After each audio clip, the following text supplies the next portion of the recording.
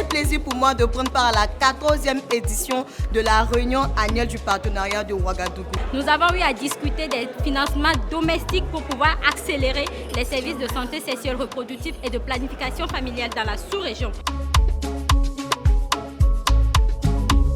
Le thème qui nous réunit aujourd'hui est plus que jamais d'actualité.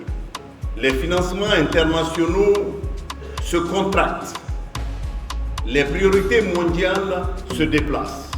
Nous ne pouvons plus dépendre durablement de la générosité extérieure pour garantir les droits fondamentaux de nos populations.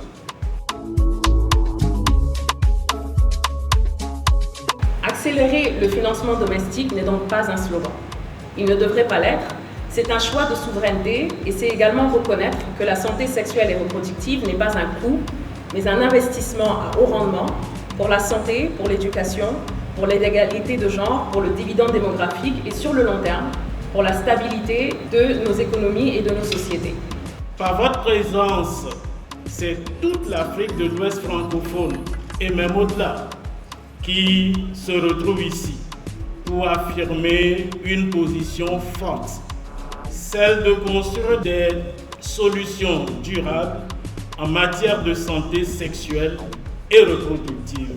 Un moment très lourd et difficile également d'échange sur les différentes difficultés rencontrées particulièrement en cette année 2025, mais aussi un souffle d'espoir, particulièrement venant de la jeunesse qui, elle, y croit encore, est forte et se consolide également pour s'organiser, pour relever les challenges. Et ce qui est sûr, c'est que dorénavant, il y a vraiment cette décision-là de ne plus dépendre de partenaires externes et de trouver des solutions innovantes de financement pour s'assurer une durabilité sur le temps. Le message, c'est qu'il est extrêmement important que l'on se dise que si on n'arrive pas à résoudre les questions de santé des femmes, on ne peut pas dire qu'on a progressé. Un pays n'est grand, un pays ne peut avancer que lorsqu'il s'occupe des problèmes de santé de la majorité. Et les femmes font la majorité. Et il est très important donc de pouvoir continuer à s'attaquer à ce problème-là afin qu'on ait les meilleurs indicateurs, que les femmes meurent moins à cause donc des grossesses ou de l'accouchement.